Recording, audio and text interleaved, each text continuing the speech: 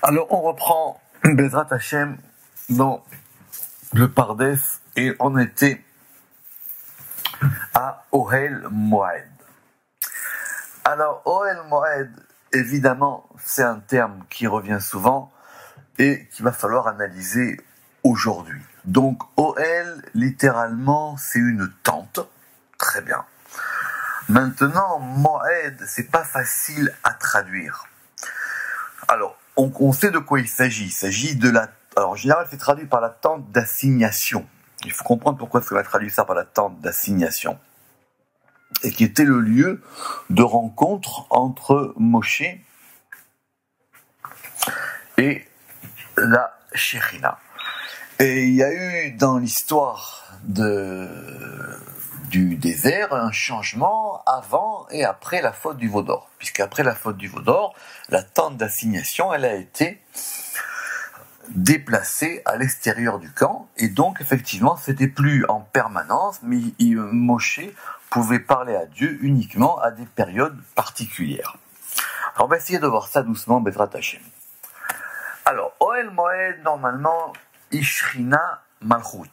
La tente, ça désigne un lieu qui regroupe, qui contourne, on va dire, et cette tente de Moed, on va voir, peut-être de rendez-vous, c'est peut-être ça serait mieux, elle correspond à la Shrina Malchut. Mais comment, et pourquoi est-ce qu'elle s'appelle ainsi?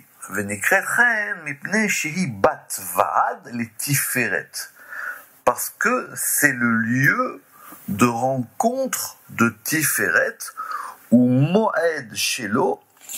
Alors Moed, ça voudrait dire ici c'est le lieu et en même temps c'est le temps où elle va se poser. Parce que Moed, ça veut dire plusieurs choses en hébreu. D'abord les Moadim, par exemple, ce sont des fêtes, ce sont des moments. Maintenant, Va'ad, comme en hébreu moderne, c'est un endroit de réunion. Et il y a aussi Ya'ad qui indique aussi la destination. En gros, qu'est-ce qui se passe? On a une tente. Et cette tente-là, elle va accueillir, cette tente-là, elle est Malchut, et elle va accueillir Kucha Berechu, qui est Tiferet, pour que Moshe puisse parler avec.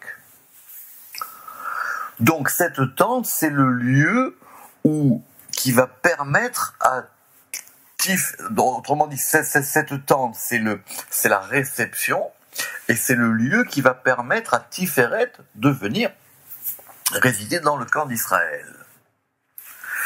Va'ad les Tiferet ou Moed Shelo.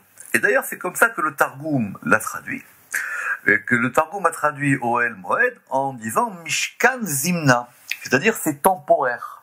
C'est-à-dire c'est le Mishkan, c'est un tabernacle temporel, c'est-à-dire c'est lié à un temps. Kihi Mishkan Hashem, parce que c'est le tabernacle de Yud-Ke Vav-Ke. Donc Mishkan, c'est-à-dire Ohel, et Moed, c'est-à-dire c'est par rapport à Yud-Ke Vav-Ke.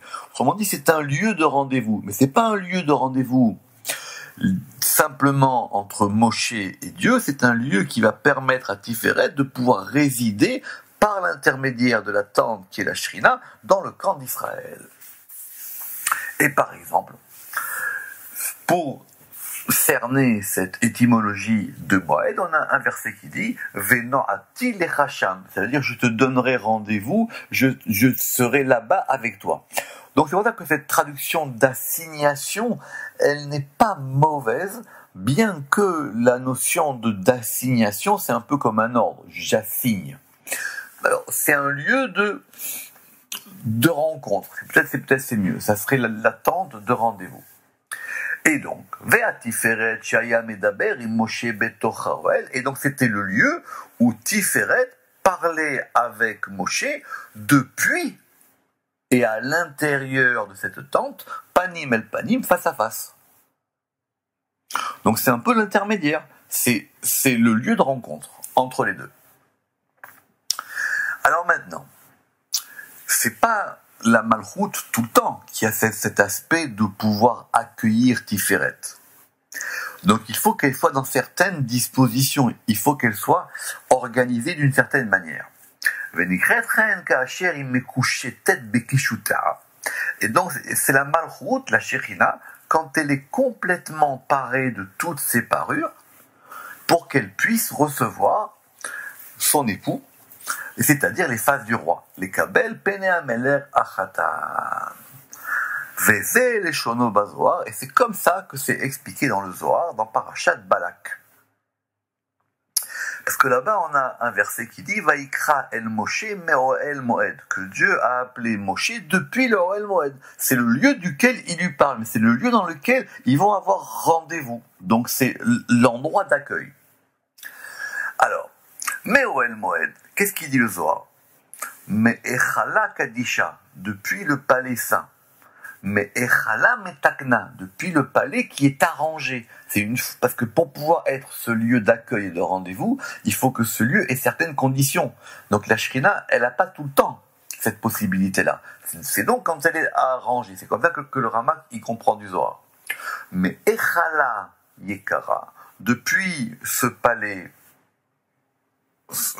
cher ou honoré, des ilahin vetatahin tahavin ligabe, dont les supérieurs et les inférieurs ont le désir, c'est-à-dire qui est désiré par les supérieurs et les intérieurs ligabe pour aller en elle, velo yachlin les mikrav ligabe, mais ils ne peuvent pas s'en approcher. Évidemment, c'est le lieu maintenant où tout se passe. Donc, on comprend de ce Zohar. Inyano, ça veut dire biyot akala mekouché tête. Lorsque la fiancée, elle est parée, elle est arrangée, elle est embellie, les kabel pene baala, pour pouvoir recevoir les faces de son époux. Ah zinichlala be'asma. Et donc maintenant, elle va être complètement totalisée pour être sous son meilleur jour.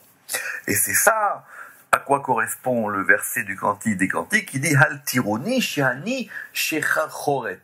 Ne me regarde pas parce que je suis noiraude, mais regarde justement mon aspect qui est arrangé. Et ça, c'est expliqué dans Shir HaShirim, dans le Zohar, voir là-bas. Donc, c'est-à-dire, c'est le lieu du rendez-vous. Mais, veim kolze, nikret mishkan zimna. Maintenant, dans le Moed, comme j'ai dit, il y a aussi la notion il y a la notion de rendez-vous, mais il y a aussi la notion de temporalité, c'est-à-dire c'est des fois oui, des fois non. D'accord? Alors, c'est pour ça qu'on va interpréter aussi cette notion de Moed chez Pirusho l'Aïtim, c'est-à-dire c'est de temps en temps. Ça s'est passé après la faute du veau d'or. Il y a une discussion dans le Zohar, on a vu dans Bereshit, où il y a une discussion entre deux maîtres du Zohar, et un il a dit les taves, et un il a dit les biches. Un il a dit c'est une bonne chose. Et un il a dit c'est une mauvaise chose. Pourquoi c'est une mauvaise chose? Parce que finalement le flux n'est pas permanent. C'est uniquement de temps en temps. C'est un lieu de rendez-vous. C'est uniquement quand on a rendez-vous. Si on vient en dehors du rendez-vous, ça marche pas. Donc du coup, cette communication entre Moshe et Dieu, elle est faite par intermittence. Elle est faite de façon discontinue, on va dire. Alors maintenant, celui qui dit c'est bien, l'État, il dit parce que maintenant, justement, ils savent quand c'est qu'ils vont se rencontrer. C'est une discussion là-bas dans le Zohar, dans Bereshit. Alors, en tout cas, quand on dit l'Aïtim, quand on dit que c'est de temps en temps, chez Elbo Yichud Gamour, ça veut dire que c'est pas non plus permanent. Ça veut dire, on se parle pas tout le temps.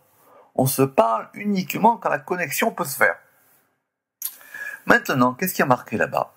À propos de cette tente, une fois qu'elle a été déplacée, il y a marqué là-bas, Yehoshua binu Na'ar, lo yamish mitoch haoel. Et Josué, le fils de Nun, c'est le jeune homme. Et lui, il ne bougera pas de la tente. Donc lui, il restait tout le temps dans la tente. Pourquoi la Torah, elle a rajouté Na'ar? Pourquoi elle a dit le jeune homme? Alors, c'est expliqué dans le Zohar, dans Parashat Teruma, que le Mishkan haya besod an-Na'ar. Alors ça, c'est un grand sod. Que le Mishkan, il est par le mystère de ce degré qui s'appelle Na'ar, le jeune homme. Na'ar, ceux qui connaissent, expliqué au début des Tikkun HaZohar, que Na'ar, c'est le malach même tête-tête. C'est-à-dire, c'est cet intermédiaire-là. C'est par l'intermédiaire de même tête-tête que se fait cette rencontre. Ve'az nikra Mishkan Zimna les Zimnin. les zmanim. Donc c'est un tabernacle temporel qui agit à temps défini, on va dire. Aval Mishkan Aikari. Maintenant le véritable tabernacle, le tabernacle principal, ou Be'ar HaKodesh, il n'est pas dans le désert, il est à Jérusalem, il est sur la montagne sainte. Kisham le Ma'ala Besod Kisenachon. Parce que là-bas le flux il est permanent. Et ça s'appelle le trône qui est établi et qui ne bouge pas. Voilà pour Ohel Moed. Alors maintenant on va continuer avec un mot très intéressant, et c'est de là qu'on va comprendre que l'étude de la Kabbalah, c'est d'abord l'étude des mots. Alors il y a un mot tout simple, Aleph Vav O. Aleph Vav O, ça veut dire quoi? Ça veut dire ou, comme en français. Ça veut dire je veux du lait ou de l'eau. Je veux aller dehors ou rester à la maison. Et ça s'écrit Aleph Vav. Rama qui dit les da'atenu. Non, ça veut dire quoi? Le fait d'avoir un choix. De dire je veux ça ou ça. Il y a évidemment des versets dans la Torah qui vont parler de ce haut. C'est soit il va apporter tel sacrifice ou tel autre sacrifice. Il va faire ci ou il va faire ça. Rama qui dit les da'atenu. D'après notre opinion, L'irmoz el avav animshach meketer sheu aleph. Ça indique quoi? Ça indique, comme les lettres l'indiquent, que c'est un vav qui provient d'un keter qui est le aleph. On a aleph vav. Aleph il est keter et vav il est et vav. Le vav ici, c'est le degré, on va dire peut-être de tiferet qui descend de ce aleph. Et ça veut dire quoi? Ce vav là, ou Kav Aemsaï, il va désigner l'axe central. Chez Ben Ayamin Ve'asmol, qui est entre la droite et la gauche. Velachen, Kedei lechalek ben inyan le'inyan, yomar milazo. Et donc, pour pouvoir séparer ou distinguer entre un sujet et un autre sujet, on dit O. Ça veut dire quoi? Ça veut dire que quand on a un choix entre deux choses, cette notion de haut, elle permet par le keter d'avoir un axe central qui va distinguer les choses. Donc c'est pas simplement je veux du lait ou du thé. C'est que maintenant je veux savoir comment distinguer entre un côté et un autre côté. Et ça, il faut forcément qu'il y ait un axe central qui distingue les choses. Donc ce haut, il indique à la fois le choix, ça ou ça, mais il indique à la fois la possibilité qu'il y ait un axe central qui distingue entre un côté et un autre côté. Réfléchissez bien à ça, c'est des grands sodotes de la langue sainte. Alors on était à Levav, maintenant on va aller à Ov. Alors Ov, ça fait partie de ces mots qui désignent la sorcellerie qui est interdite. C'est vrai que la sorcellerie elle est interdite d'après la Torah, parce que nous, on est directement liés à des degrés qui ne vont pas puiser dans les forces d'impureté. Et quand on va désigner ces choses interdites, il y a celui qui va demander aux morts, et il y a le Ov veillé d'Aoni. Alors, on a en général du mal à traduire cette notion de Ov. Et d'ailleurs, on la laisse à peu près comme ça en général. D'accord? On va voir, donc c'est marqué dans la Torah, et il ne faut pas avoir accès à ce Ov et à ce Yedéoni. Je regarde juste 30 secondes comment c'est traduit dans un bon dictionnaire. Bon, ok, il dit en général, c'est la nécromancie, c'est le devin, c'est le python, c'est ça là. Ça désigne des choses, on va dire, des degrés occultes. Des degrés occultes. Alors, Ov, Beinyan Ov, O Yedéoni. À propos de Ov et Yedéoni, puisqu'ils sont les deux dans le verset. Ou Kinoy la klipa achitsonite, ça indique effectivement un degré des forces de l'écorce, c'est-à-dire des forces extérieures, qui ne sont pas donc des forces de l'intériorité. Et donc, Ov et Yedéoni désignent 2 degrés d'écorce, 2 degrés de clipote. Vehem shte klipot. Venyanam Noda, et en général on sait comment c'est, parce que c'était expliqué, c'était les gens qui faisaient effectivement, comme on a dit, soit de la nécromancie, soit ils avaient accès à de la sorcellerie pour pouvoir faire connaître des choses. Veyadanu. Alors maintenant il dit, il va quand même poser une question. Il va tout de suite répondre à cette question, mais il dit, mais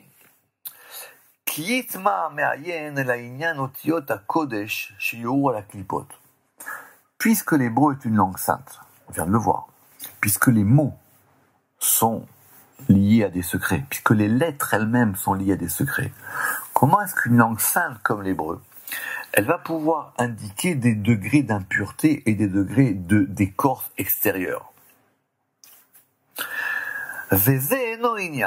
Alors il dit, c'est pas vraiment une bonne question, mais on a bien fait quand même de la poser. Qui bout saotiot, parce qu'il s'agit simplement pas des lettres. Ce sont des mots qui sont faits par une composition, par un assemblage de lettres. Qui bout otiot, leitim. Et cet assemblage de lettres, il va pouvoir indiquer quelquefois des choses extérieures. Comme par exemple le mot sheker. On a dit que le mot sheker, shin kou fresh, il indiquait le fait du mensonge. Alors le soir, il a dit là-bas que sheker, c'est les mêmes lettres aussi que kesher. Kesher, c'est une attache, et sheker, c'est un mensonge. Ça veut dire que c'est pas les lettres en soi qui posent le problème, c'est la manière dont on les assemble. Ça veut dire, soit ça indique que c'est quelque chose qui est attaché, et quand cette attache elle est délie, alors donc ça s'appelle un mensonge. Et ça, à propos de cette question de Hov, il faut voir effectivement là-bas, dans le commentaire sur le Zohar. Tant qu'on est maintenant dans ces notions, on a une autre notion qui est dans le prophète Zacharie. Et Zacharie là-bas, il va employer un mot qui s'appelle Oud. Aleph, Vav, Dalet. En général, on traduit comme étant un tison, parce que le verset il dit Oud Mutsal Me'esh. C'est comme un tison qu'on a sauvé du feu. C'est-à-dire qu'il y avait une branche qui était en train de brûler, ou en tout cas ou un morceau de bois ou de charbon, mais en tout cas il est tisonnant, ça veut dire qu'il est encore brûlant, et on le sort du feu.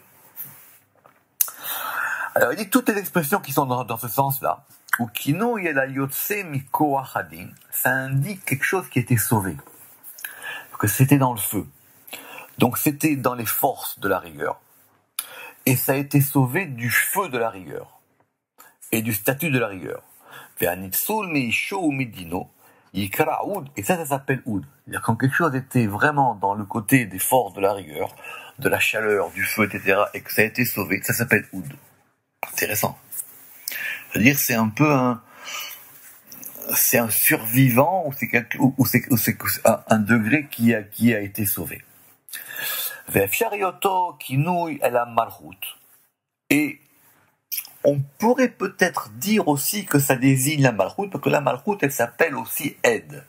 Aleph Dalet. C'était quoi Ed? Si vous en souvenez, c'était dans le récit de la création. Elle avait dit que là-bas qu'il y avait une Ed. Et il y avait une vapeur qui sortait de la terre. La terre, c'est la malchoute, et il y a une vapeur qui sort pour pouvoir justement aller vers le haut et recueillir un élément qui vient d'en haut. Voir là-bas, on l'a vu à l'article Ed, tout à fait, c'est ça, on l'a vu à l'article Ed plus haut. Très bien. Alors, comme on l'expliquait plus haut. Et donc, lorsque cette malchoute, elle va s'éloigner du côté du din, pour aller vers le côté de la générosité, elle sada chesed. Alors, qu'est-ce qui se passe? On va lui adjoindre un vav. Et c'est comme ça que ça passe de hed à oud. Et ce vav-là, il va rééquilibrer. El sada chesed. Al yede avav, sheba de ainu od, ed vav. Que donc effectivement, cette notion de od, de oud, comme on l'a dit ici, c'est un ed avec un vav. Donc c'est la malchoute qui est rééquilibrée, et donc quelque part, elle est sorti des puissances du din et de la rigueur.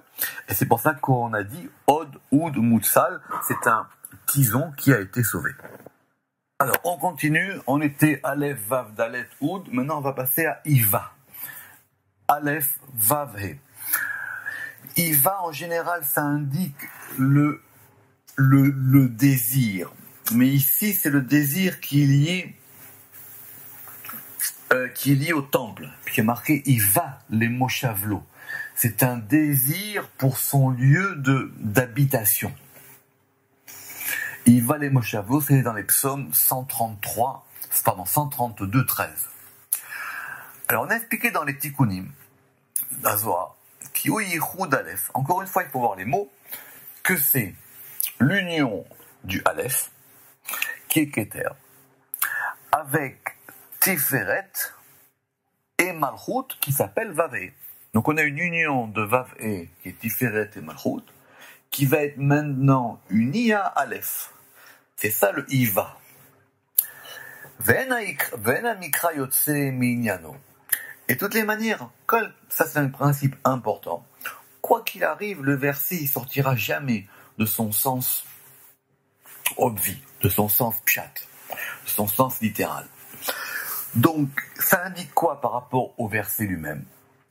Qui a lié des à ratson, parce que ça veut dire que par le ratson, par la volonté, vea shefa et l'influx, anishpa mea keter, qui est influé de keter. Donc on a un influx qui vient du Aleph. Cet influx, il va embellir les kishuté ratan vekala, et ça va embellir le fiancé et la fiancée Vav, He, Tiferet et Malchut.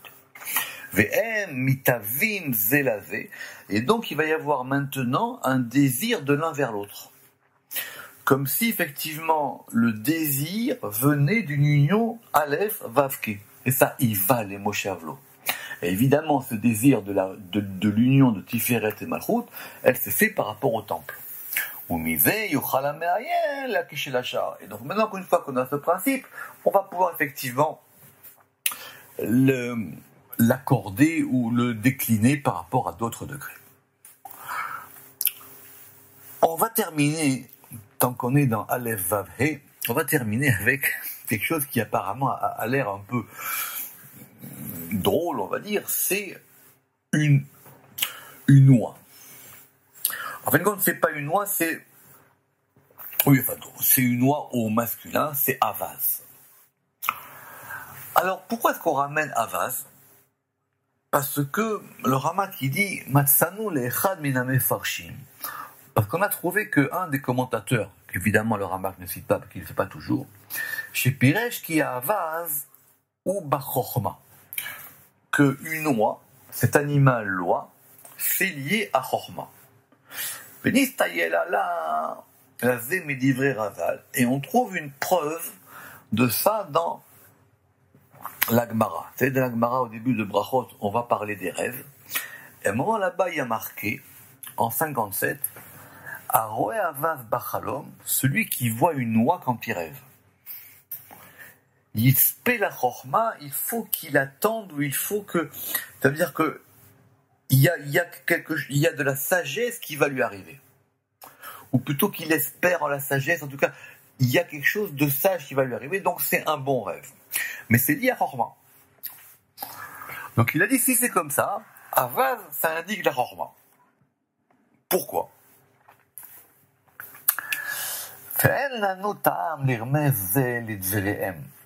Alors il dit, j'ai pas vraiment trouvé de raison pour ça. Et la mipne chez Avaz, alors peut-être il dit que la seule possibilité qu'il voit, c'est que comme l'oie, elle est blanche en général. La mipne chez Avaz lavan, ve'irmoz la chochma belav ninuto, et elle va ressembler à la sagesse qui elle aussi est liée à la couleur blanche. Juste entre parenthèses, pour ceux qui ont ce livre, Rabbi Chaim Vital, dans ses Serachizionot, qui est le livre des visions de Rabbi Chaim Vital, à un moment il fait un rêve et il voit des oies. Et là-bas aussi c'est lié à cette notion là-bas, pour ceux qui veulent voir dans Sefer HaChizionot. Venir et les faresh. Alors il dit peut-être que l'explication elle est autre. Kikivan Shekavanatam Zal Bagmara. Il dit parce que il faut reprendre qu'est-ce qui a marqué exactement là-bas dans la Gemara dans Brachot. Quand on a dit il faut qu'il s'attende à la chorma ou qu'il désire la chorma. Ou mipnei she'avad so'ek bekolot.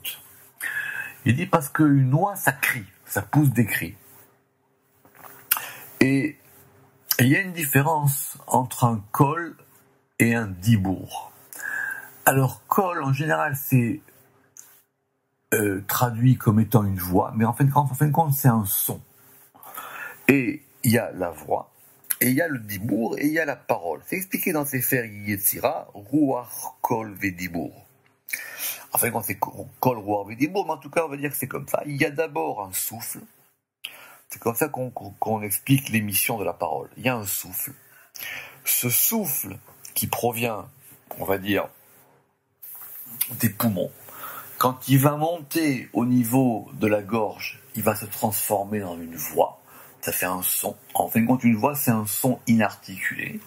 Et une fois que ça va passer par la bouche, ce qu'on appelle les Chamisha Motsaotapé, c'est-à-dire la manière dont la bouche, c'est-à-dire la langue, le palais, les lèvres, les dents vont découper ce son, et ce son va se transformer en parole. Mais ce qui n'empêche que le degré le plus haut, c'est le kol. C'est pour ça qu'au mont Sinaï, on a vu les voix. Roim et Takolot. On a vu les voix. Dire ce degré de la voix, il est devenu visible. C'est un grand sujet, évidemment. Alors il dit.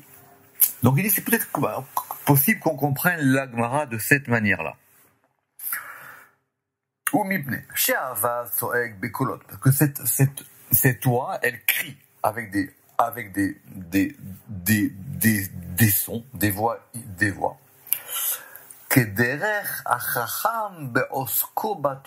De la même manière que quelqu'un qui est sage, quand il va approfondir la Torah, lui aussi pousse des cris. D'où ça vient ça? Peut-être c'est dans l'étude qui va pousser des cris comme ça, ou peut-être que dans son étude il pousse un cri parce qu'il veut recevoir et il veut comprendre ce qu'il est en train d'étudier. Alors, si c'est lié à cette notion de chorma, qui est lié à cette notion de kol, la chen nomar sheiba chorma tataha sheiba kolot. Alors il dit, peut-être que c'est lié à la notion de chorma inférieure qui est liée aux voix. Parce qu'il y a une chorma inférieure et il y a une chorma supérieure. En général, chorma tata, c'est lié à malchut. Très bien. Et chorma ila, c'est lié à chorma elle-même. Donc, à mon avis, pour comprendre ça, si on veut vraiment le comprendre, il faudra aller voir, si Dieu veut, quand on arrivera à la notion de kol. Quand on sera dans Kouf, je vérifie, effectivement, on a une entrée kol, qui est d'ailleurs une longue entrée, qu'on verra dans le dictionnaire. Donc, soit c'est lié à la chorma inférieure qui est liée à kolot, ou soit c'est lié à la chorma supérieure. Et la chorma supérieure, il y a un verset dans Mishlé qui dit chormot baoutz tarona. Les sagesses vers l'extériorité, elles jubileront, elles chanteront. De quoi il s'agit? C'est un peu complexe. C'est quoi la chorma? La chorma, c'est un degré de perception des choses. Ce degré de perception des choses, il est caché. Pour qu'il se dévoile, il faut qu'il passe par un degré qui s'appelle la bina. La bina, elle va organiser. Elle va permettre de rendre les choses visibles. Alors, ce degré de chorma, chez Zéou Achar Gilouyim la bina, une fois qu'il a été dévoilé par la bina, il va passer de l'intériorité à l'extériorité. Il va passer de l'intériorité, donc dans chorma, il est interne, et il va passer à l'extériorité. Ou mais à bina la route. Et à partir du moment, et ça c'est la bina qui va permettre de faire sortir ça à l'extérieur.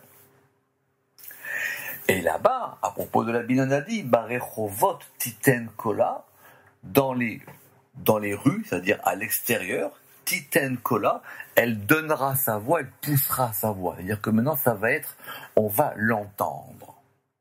Comme c'est expliqué dans le Zohar. Bon, il faudra voir Kol, mais en tout cas, on a appris des choses ici sur le rapport qui est entre la sagesse et la voix, entre Chochma et Kol. On reprendra la semaine prochaine avec d'autres termes très importants. Baruch Adonai Le'olam. Amen ve Amen.